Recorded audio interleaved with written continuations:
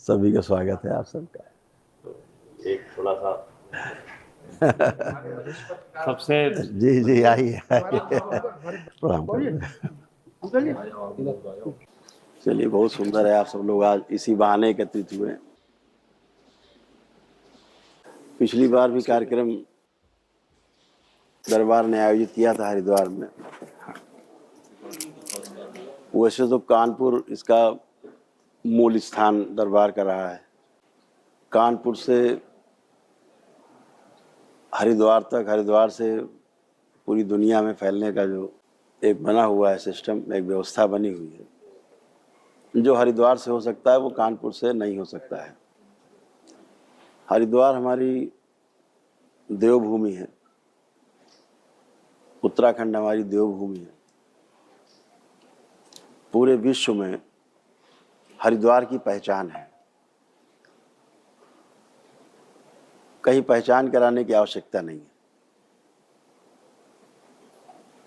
आज जब से हरिद्वार से नाता जुड़ा स्थूल रूप से, तब से विश्व के कई देशों में दरबार का फैलाव हुआ।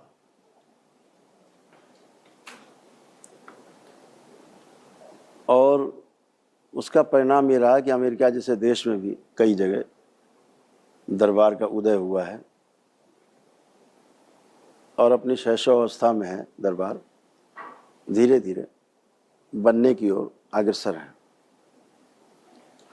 आज पूरे विश्व में जो सबसे बड़ा संकट है, रोगों का संकट सबसे बड़ा है। और जो रोग हैं ये शारीरिक भी हैं और मानसिक भी हैं। एक बहुत बड़ी अव्यवस्था पूरे विश्व में और एक संशय, एक आशंका पूरे विश्व में मानव जाति में फैली हुई है। किसी को भी रोग का इलाज कराए जाने के बाद उसके परिणाम को लेकर के कोई विशेष रूप से उनका निश्चित एक आकलन नहीं रहता है, ना डॉक्टर्स का रहता है ना पेशेंट का रहता है। उसके पीछे कारण है कि अनुमान के आधार पर चिकित्सा होना, जो दिखता नहीं है और जो दिखता है। दो प्रकार के रोग हैं। जो दिखता है रोग, वो जो नहीं दिखाई दे रहा है वो उसका आधार है। जो नहीं दिख रहा है वो आधार है। जो दिख रहा है वो मात्र कहा जाए कि भ्रम है। अगर एक फोड़ा हुआ हमारे शरीर में कहीं और फोड़े को आप सर्जरी कर दें, फोड़े का कारण नहीं पता, वो फोड़ा बार बार होगा शरीर में। बोलेंगे किडनी में स्टोन है, गैलब्लैडर में स्टोन है, निकाला जाएगा, फिर बार बार होगा, फिर सर्जरी। महिलाओं में तमाम जो उनके स्त्री अंग हैं, तमाम प्रकार के उनको कष्ट होते हैं, सर्जरी होती है, सिस्ट निकाले जाते हैं, स्टोन्स निकाले जाते हैं, सड़न गलन होती है, फिर से उनको होता वही रोग, बार बार रिपीट होता है। बार बार रोग रिपीट होते हैं। तो कारण क्या है कि रोग बार बार रिपीट होता है? पूरे विश्व में इसको लेकर के संशय बना हुआ। पिछले वर्ष एक रिपोर्ट आई थी, इजराइल ने और इंग्लैंड ने मिल करके एक शोध किया। उस शोध के पश्चात उनका जो निष्कर्ष है तो आधा अधूरा, लेकिन जितना भी उनका निष्कर्ष है वो एकदम सत्य है। आधा ही है लेकिन आधा सत्य है। आधे की जानकारी ना तो उनको हुई है और ना भविष्य में कभी हो पाएगी। क्योंकि जो शरीर को मान करके चिकित्सा करता है या शरीर को मान करके जानना चाहता है, वो पूरा जान नहीं पाएगा। क्योंकि शरीर के पीछे एक व्यवस्था है जीवन की। जीवन ही शरीर को मेधस के द्वारा संचालित करता है, मेधस मस्तिष्क को संचालित करता है और मस्तिष्क हमारे हृदय को संचालित करता है, हृदय हमारे पूरे शरीर को संचालित करता है। ये व्यवस्था है। अभी विज्ञान ने मान रखा है कि हमारा मस्तिष्क ही हमारे जीने का आधार है। मस्तिष्क के पीछे मेधस है, मेधस के पीछे वो जीवन है जो हमारे अंदर से आपसे बात कर रहा है, आपके अंदर बैठ के सुन रहा है। तो वह जीवन इसका सबका आधार है। जीवन के रोग अलग हैं और शरीर के रोग अलग हैं। जीवन की चिकित्सा की विधि अलग है और शरीर की रोगों की चिकित्सा की विधि अलग है। पूरा विश्व आक्रांत है, शरीर को मान करके चिकित्सा जगत सारा काम कर रहा है। उसके पीछे जो रोग का कारण है उसको उसके बारे में ज्ञान ही नहीं। क्यों? क्योंकि उसको मानता ही नहीं है कि पीछे कुछ होता भी है। हाड़ मांस के शरीर को, हाड़ मांस के ढांचे को, मांस के पिंड को, मस्तिष्क को उसने आधार मान रखा जो है नहीं। जब जीवन इससे निकल जाता है तो कूड़े जैसा आदमी मिट्टी के ढेर की तरह पड़ा रहता है, कुछ बचता नहीं। हमारे महापुरुषों ने, सभी जितने धर्म हमारे देश में मजहब हैं, सभी साधु संतों ने, ऋषि मुनियों ने, तमाम मानव जाति के भलाई के लिए लगे रहने वाले लोगों ने बहुत रिसर्च की, बहुत ढंग से किया है, उसको बाकायदा लिपिबद्ध भी किया गया है। बड़े अफसोस की बात है कि उसको दरकिनार करके केवल धन के लालच में मनुष्य जाति को नोचा जा रहा है। अस्पताल में जाने के बाद आदमी किसी निष्कर्ष पे नहीं पहुंचता है कि जिंदा वापस जा पाएगा भी कि नहीं जा पाएगा। जैसे हम लोग छोटी सी उससे आपको बताने की कोशिश करें, हवन करते हैं हम लोग, अग्नि जल रही होती है, अगर अग्नि मंद पड़ जाए तो हम लोग फिर थोड़ा धीरे से जो सामग्री है वो कम डालते हैं, धीरे धीरे आग पकड़ लें। अगर इकट्ठा हम डाल दे सामग्री तो बुझ जाएगा हवन। अस्पताल आदमी तभी जाता है जब वो उसको बहुत ज़्यादा कष्ट होता है, तो उसका इम्यून सिस्टम काफ़ी कमज़ोर हो जाता है। इम्यूनिटी कमज़ोर होने का जो कारण है वो हमारी स्मृतियाँ हैं, जिस पे रिसर्च किया इंग्लैंड ने और इजराइल ने। तो क्या करते हैं कि जब अस्पताल गए तो सबसे पहले सब लोग उस पर चढ़ जाते हैं, पूरा सिस्टम अस्पताल का, कि अरे अरे बस गया गया, कि उस पर इतनी चीज़ें डाल देते हैं अंदर कि उसकी तो इम्यूनिटी वैसे बहुत कमज़ोर होती है, उस पर और दबाव, उस पर एकदम से सारा जहर केमिकल घुसड़ देते हैं। बची हुई इम्यूनिटी भी बैठ जाती, क्योंकि इतनी क्षमता नहीं होती शरीर में कि वो उसको पचा सके दवाइयों। फलतः आपने हमेशा सुना होगा आईसीयू जाने का मतलब आदमी की सांसें रुक जाती है। बताओ भैया आपका पेशेंट आईसीयू में जा रहा, धक से होता, अरे बाप रे क्या हुआ, लौटेगा कि नहीं। वेंटिलेटर गया तो मतलब ही नहीं, फिर तो बोले अब तो गए ही। फिर वो डॉक्टर साहब बाहर बताते हैं भैया आप ऊपर वाले से प्रार्थना करिए, अब उसी से करिए, वही है। तो वहाँ पे डॉक्टर साहब भगवान से मिला के चले जाते हैं। अब आप जानो, भगवान जाने, आपका पेशेंट जाने। तो इजराइल और जो उनका जो शोध पत्र प्रकाशित हुआ उसमें उन्होंने कहा, रिसर्च इस बात पे थी, बिंदु था कि रोग बार बार रिपीट क्यों होता है। भाई एक बार बोले कैंसर डिटेक्ट हुआ, कैंसर डिटेक्शन के बाद फिर कहा कि साहब इसका कीमो होगा, कीमो हो गया, फिर बोले साहब सर्जरी होगी, आवश्यकता है तो सर्जरी हो गई, फिर रेडिएशन होगा, फिर उसके बाद एक सर्टिफिकेट देते हैं कुछ दिन के बाद कि साहब यू आर ओके, आप कैंसर आपका नील है। आदमी खुशी खुशी घर आता है, 10-20 लाख रुपए खर्चा करके बेचारा कपड़े बर्तन बेच के इलाज कराता है। लौट के जब आता है तो 1-2 साल बाद फिर कुछ तकलीफ होती, फिर भागता है, नहीं साहब वो तो दोबारा से हो गया। हमेशा सुना होगा आपने, कैंसर जिसका ठीक भी हो जाता है, घर वाले और वह स्वयं वह व्यक्ति सशंकित रहता है कि दोबारा से ना हो जाए, और हो जाता है। एक भी आदमी आप ढूंढ के नहीं बता सकते जिसको कैंसर हुआ हो और दोबारा ना हुआ हो। निश्चित दोबारा होगा, दोबारा नहीं हुआ तो इसका मतलब कैंसर नहीं था उसको, सीधी बात। तो अब ये दोबारा जो हो जाता है, इसी पे शोध उनका हुआ, इसी पे रिसर्च की कि दोबारा क्यों होता है। तो उन्होंने ये पाया शोध के बाद, रोग दोबारा से रिपीट होने का जो कारण पाया वो ये पाया कि रोग हुआ और उसकी चिकित्सा हुई। चिकित्सा की जो यादें हैं, जो हमारी स्मृतियां हैं चिकित्सा के दौरान की, वही दोबारा से रोग उत्पन्न होने का कारण है। एकदम सटीक बात की। दरबार यही देखता है कि रोग का कारण हमारी स्मृतियां हैं। इतना ही नहीं, जिन घर वालों ने उस चिकित्सा को देखा है, उसके कष्ट को देखा है, वही रोग घर वालों में बनने लगते हैं। स्मृति इतनी खतरनाक है। बहुत खतरनाक। हम आप सबको कई फुर्सत में रहे तो प्रैक्टिकल करके दिखा सकते हैं, स्मृतियों को ट्रांसफर करके किसी में, कि सेम कष्ट इस रोगी के उसको होने लगेंगे। आप जैसे ही किसी से भाव से जुड़ते हैं, उसके सुख या दुख आप में परिलक्षित होने लगते हैं। कोई एक व्यक्ति खुशी आया, चुटकुला सुनाया, हंस रहा है, आप भी हंस रहे किलकिला, एक व्यक्ति बैठ रो रहा है, सबके अंदर दुख पैदा हो जाता है अपने आप। तो ये एक व्यवस्था है, जैसे ही आप भाव से जुड़ते हैं गहरे से, आप उसके भाव से जुड़े और उसकी स्मृतियां आप में ट्रांसफर होना शुरू, या आपकी उसमें जाना शुरू। जैसे आप ब्लड डोनेट करते हो तो आपकी स्मृतियां भी उस व्यक्ति में ट्रांसफर हो जाती हैं, आपके रोगों की स्मृतियां, कष्टों की स्मृतियां, सब ट्रांसफर हो जाता है ब्लड डोनेट होने के बाद जिसको देते हैं। इतना ही नहीं, ये तो आपने सोचा कि ए ने बी को दिया तो बी में रोग चले गए या कष्ट चले गए, ऐसा नहीं है। केवल बी के भी रोग कष्ट उसके ए में आ जाते हैं, जबकि उधर से खून नहीं आया है, उधर से स्मृतियां ट्रांसफर हुई हैं सूक्ष्म में। ऐसे गठबंधन हो जाता है।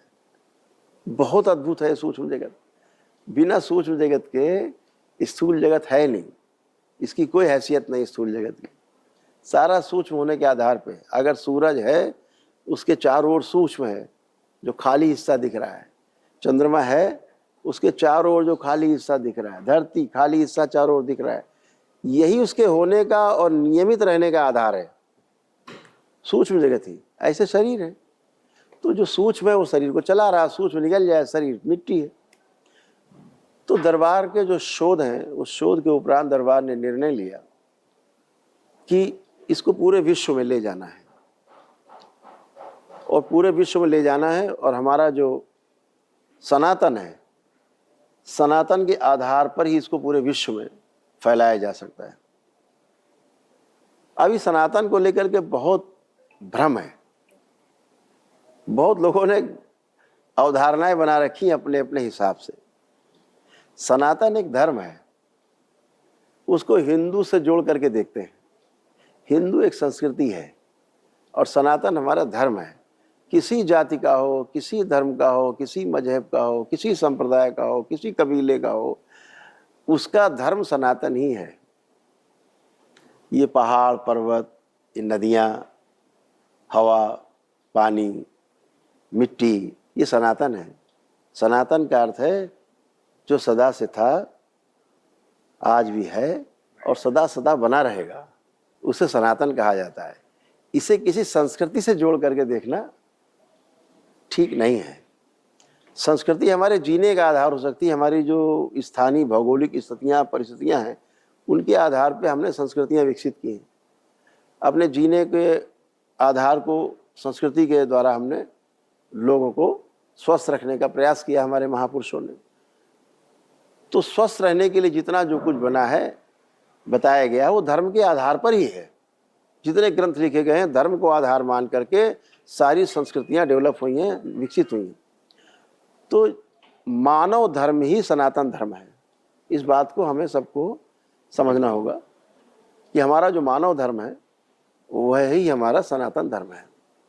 जहाँ कोई जाति पाति नहीं है, जहाँ कोई भेदभाव नहीं है, जहाँ कोई अमीर गरीब नहीं है, जहाँ कोई छोटा बड़ा नहीं है, जहाँ कोई पद से छोटा बड़ा नहीं है, उम्र से छोटा बड़ा नहीं है, केवल मानव है। तो हमारा जो मानव धर्म है तो वही हमारा सनातन धर्म है। इसी आधार पर पूरे विश्व में इस विद्या के द्वारा लोगों का भला किया जा सकता है।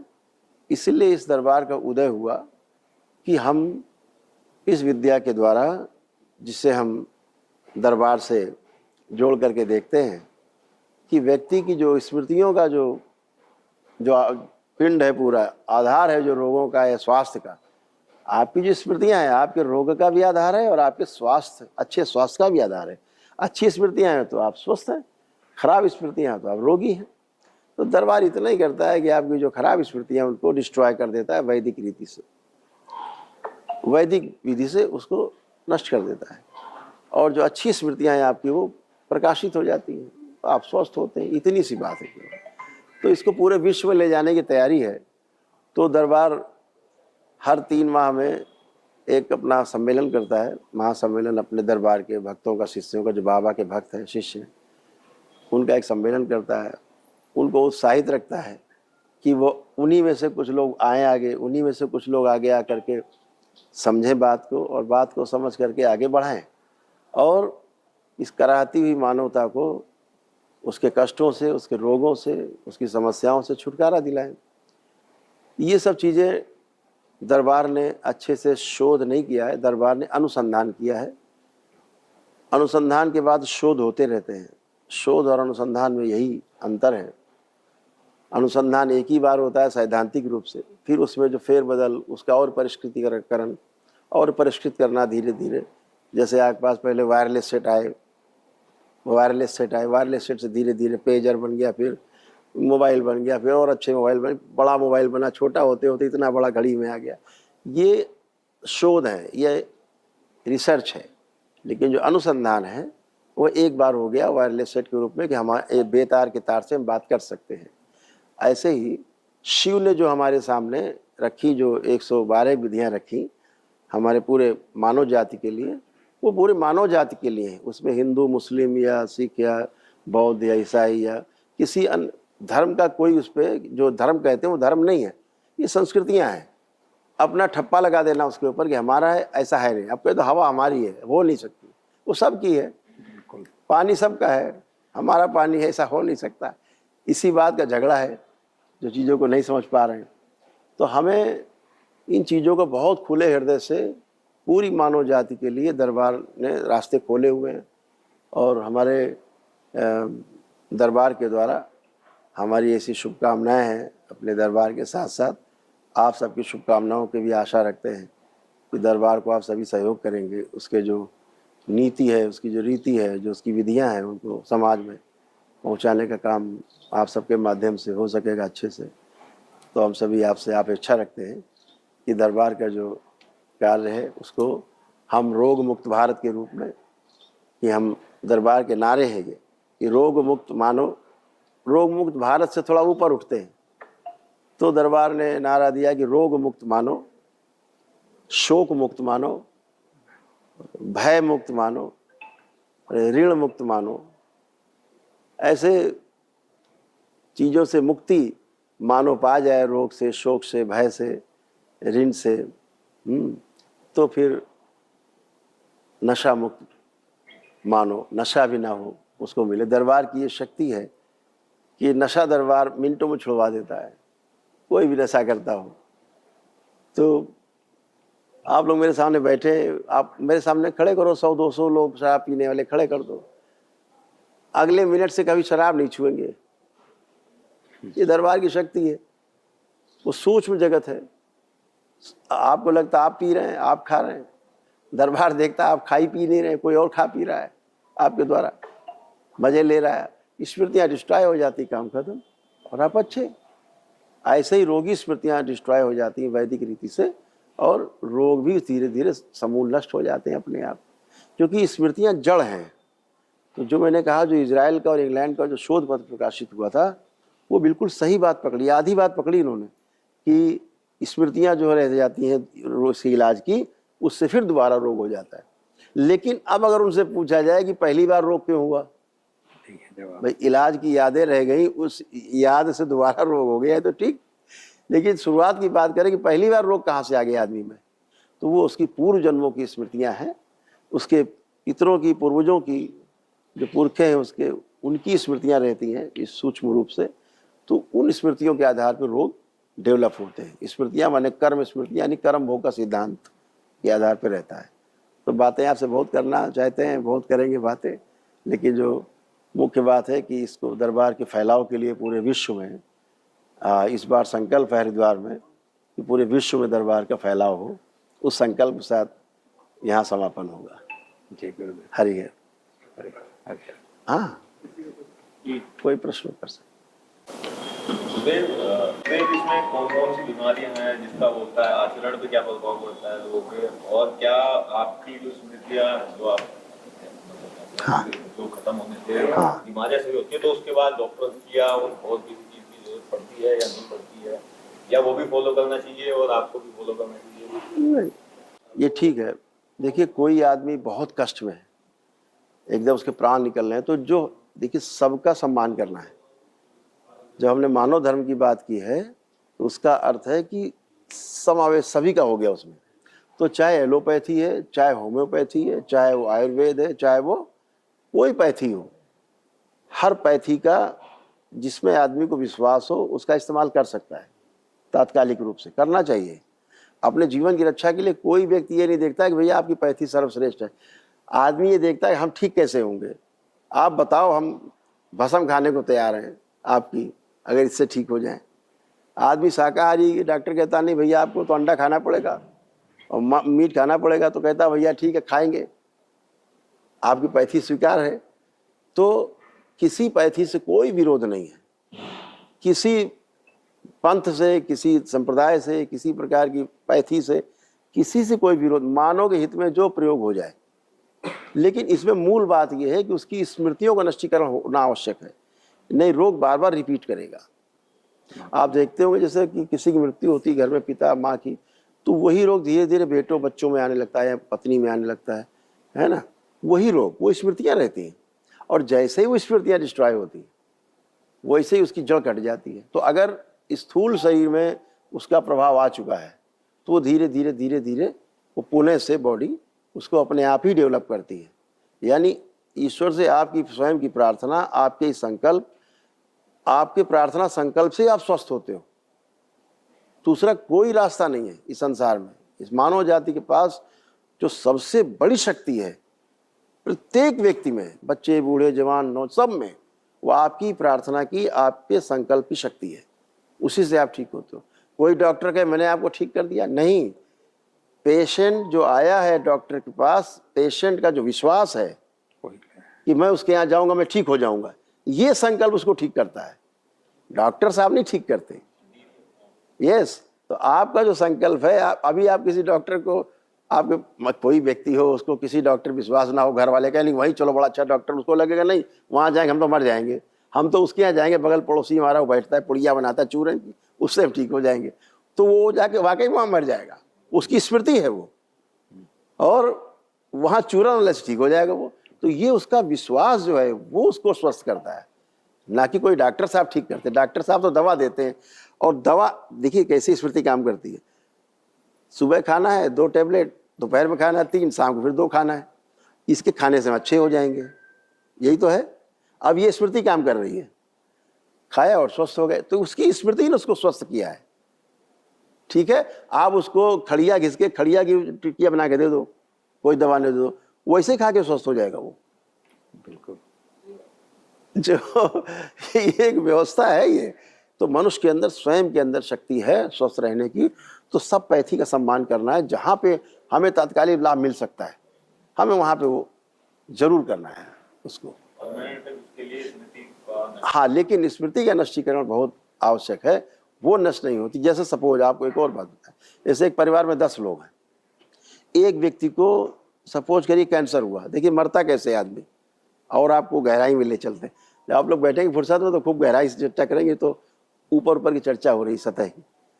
10 लोग हैं डोभाल साहब, एक आदमी को कैंसर हुआ, अब 9 के अंदर स्मृति चली गई, जागृत हुई बाहर वाली स्मृति, जो लोग मर जाते हैं कैंसर से, आई ना, कैंसर हो गया, अरे अब तो मर जाएंगे, बच्चा ही नहीं लगता।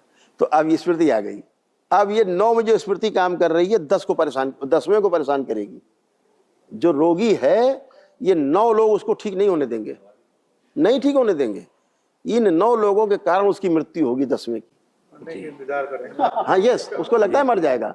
अब उसका डीएनए जुड़ा हुआ है, डीएनए का जो ऊर्जा पथ होता है, एक तो डीएनए हम स्थूल में देखते हैं, डीएनए का यस, तो डीएनए का जो सूक्ष्म पक्ष है वो सब जुड़ा रहता है, तो उसमें स्मृतियां आपस में ट्रेवल करती रहती हैं। तो वो उसको लगता है अब तो मर जाएंगे, तो यही भाव उसमें रहेगा पेशेंट में कि मैं बचूंगा नहीं, मर जाऊंगा। अगर ये 9 से समाप्त कर दी जाए, 9 में ये डाल दिया जाए, अरे बिल्कुल ठीक हो जाएगा, बिल्कुल नहीं मरेगा, वो 10वां एकदम स्वस्थ हो जाएगा। देखिए हम आपको करके दिखा सकते हैं। भाटी जी कहाँ गए? जैसे कहते हैं किसी भी चीज के लिए जो है विल पावर जो है हाँ, मजबूत होना चाहिए। हाँ हाँ, और उस अपने इस विल पावर की वजह से भी वो बहुत सारी चीजों को जो है, जैसे अपने स्मृति वाला जो अपनी स्मृति वाली बात कही, और एक होता है जैसे कोई शराब छोड़ना चाहता है उसकी उसके जो विल पावर इतने स्ट्रांग होते हैं, अगर वो निर्णय कर लेता है कि हमें शराब नहीं पीना है तो वो छोड़ देता है। छोड़ देता है। तो क्या ये स्मृति और विल पावर क्या इसी की बात कर रहा हूँ, संकल्प की बात कर रहा हूँ। जो मैंने संकल्प और प्रार्थना की बात की, संकल्प का जो हमारा सेंटर है, पावर सेंटर, वो हमारी नाभि है। जो हमारे गर्भ में, माँ के गर्भ में हमारी नाभि जुड़ी रहती है, जिससे हमारा पालन पोषण होता है गर्भ में। तो ये हमारा विल पावर सेंटर है, ये हमारा इच्छा शक्ति का केंद्र है, हृदय हमारा भाव शक्ति का केंद्र है, और ये विचार का केंद्र है। तीन का संतुलन ही जब हो जाता है तो संकल्प होता है कोई मजबूत, तब आप पूरा आपका संकल्प होता है। अगर यहाँ से इच्छा शक्ति छोड़ दीजिए, हृदय से छोड़ा रहे यार अच्छा नहीं है, लोग समाज में क्या कहते हैं, ये मजबूत नहीं है तो पिएगा बार बार आदमी। तो विचार, भाव और हमारी इच्छा शक्ति, डिजायर, जो हमारे विल पावर सेंटर है, ये तीनों का जो गठजोड़ होता है वो संकल्प होता है। तो हमारे संकल्प से, हमारी प्रार्थना से ये चीजें नष्ट हो जाती हैं। गुरु जी, स्मृतियाँ कैसे नष्ट होंगी आपके शरण में या स्वयं? धार्मिक होने से भी हो सकती है या? हाँ, धार्मिक, वही धार्मिक होने से नष्ट होंगी। कैसे? धार्मिक माने वो नहीं हिंदुइज्म और मुस्लिम और ये क्रिश्चियनिटी, ये नहीं। धर्म यानी व्यवस्था, सूरज, चांद, सितारे, ग्रह, गोल, नक्षत्र, धरती, इसके आधार पर, वायु, जल, इसके आधार पे, इसके शुद्धिकरण से। अभी क्या है बताओ, अच्छा इसमें से कौन सा शुद्ध है? पांचों तत्व हैं, पांच में से आप बताओ तो कौन सा यहाँ पे शुद्ध है? चार तत्व तो शुद्ध है ही नहीं, है ना। आपका जल तो बिल्कुल ही नहीं है शुद्ध।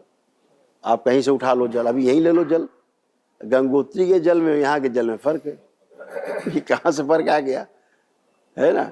तो धर्म को हमने नष्ट किया। ये धर्म को नष्ट करना ये है, ठीक है ना। ये अधर्म है। तो हमें इस अधर्मता से, इससे बचना है। ये सबके लिए, जल सबके लिए है। इसको कोई हिंदू पिएगा, मुस्लिम पिएगा, ऐसा नहीं है, ये सबको लगेगी। तो ये हमारा धर्म है कि हम जल का संरक्षण करें, जो जैसे हमको मिला है उसको वैसा रखने में हम मदद करें सृष्टि की। जैसे कोरोना काल आया तो आप लोग तो याद रहते, देखा ही होगा जल कितना स्वच्छ हो गया होगा, है सारा वायुमंडल और सारा जल, वाल साहब देखा होगा आपने कैसे हो गया होगा, नीला हो गया है एकदम बिल्कुल शुद्ध। तो अब ये क्या किया कि मनुष्य की उसमें दखल जो है वो न्यून हो गया, है ना। तो यही धर्म को बचाना है, यही धर्म है ना। गुरु जी, मेरा क्वेश्चन था कि स्मृतियाँ कैसे नष्ट? हाँ, वही हमने कहा पार्टी जाए तो करें, आप इसलिए स्थगित किया था। हम दिखाते हैं, आप लोग आंखें बंद करिए 1 मिनट के लिए, हम आपको दिखाते हैं स्मृतियाँ कैसे हटती हैं। आंखें बंद करिए। ओम। देखिए, हम एक काम करेंगे, आपके हम उन विचारों को जो स्मृतियाँ बनाती हैं हम रोकेंगे। आपके अंदर एक भी निगेटिव थॉट्स नहीं आएगा अगले मिनट से। आंखें बंद करिए, मन ही मन में प्रभु को स्मरण करिए, 3 बार बोलिए ओम नमः शिवाय, जोड़ दिया जाए अंतरिक्ष को। सभी के नकारात्मक स्मृतियाँ स्थगित कर दी जाए। शिव बैलेंस। 3 बार ओम नमः शिवाय बोल के आँख खोल दीजिए। आँख खोल दें। अब आप सभी लोग आँख बंद करके देखिए कि कोई भी एक थॉट्स, कोई निगेटिव थॉट्स आ रहा है क्या?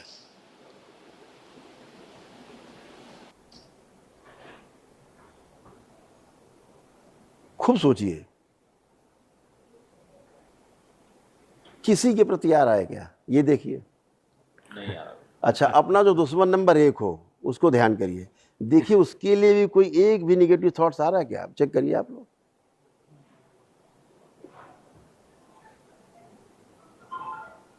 आ रहा किसी के लिए? नहीं आ रहा। तो किसी के लिए नहीं आ रहा, खालीपन सा लगा, खाली हो गया।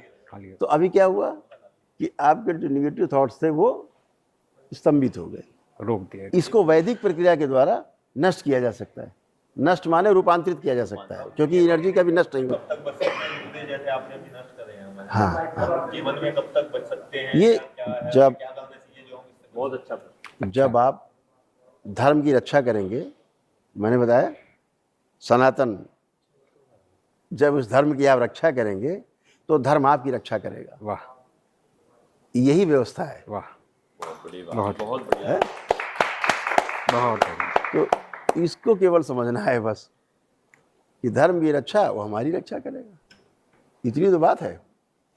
इसी तरह बचा जा सकता है। तो जैसे अभी हमने आपको करके हमने तो कुछ किया नहीं, कोई मंत्र तो पढ़ा नहीं, कोई टोना टोटका किया नहीं, कोई जादू टोना तो किया नहीं, ना हमने आपको छुआ, लेकिन आपके विचार से स्तंभित होकर आप चले गए दूर। तो ऐसे ही नकारात्मक स्मृतियाँ आपकी वैदिक प्रक्रिया से नष्ट हो जाती हैं, आपके ध्यान साधना से नष्ट हो जाती हैं। दरबार इस बार वो शक्तियाँ खोलने जा रहा है इस हरिद्वार में कि कोई वैदिक प्रक्रिया नहीं करेगा, उसके बाद भी केवल ध्यान साधना से उसके सभी रोग कष्ट और सारी स्मृतियाँ गंदी नष्ट हो जाएंगी। ये अपना अभी यहाँ पे 2 दिन या 3 दिन का 3 दिन का है। 3 दिवसीय कार्यक्रम। हाँ, 3 दिन। उसमें क्या चीजें? गुरुदेव एक सेकंड गुरुदेव। हाँ, राजीव जो गुरुदेव ने अभी किया वह इसीलिए हो पाया और आपके समस्त स्मृतियाँ स्तंभित इसीलिए हो पाई कि गुरुदेव ने उन प्रकृति के उन तत्वों पर नियंत्रण पाया।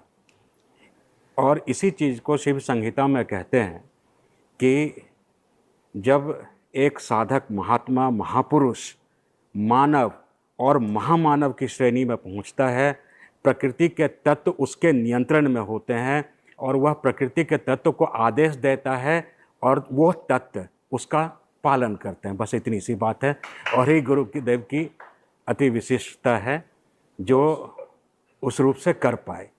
और यह शुरुआत के बाद जैसे किक स्टार्ट मिल गई, गाड़ी स्टार्ट हो गई, अब प्रत्येक मानव उस गाड़ी को जितने मर्जी आगे तक बढ़ा सके, बस इतनी सी बात है। सरल शब्द। और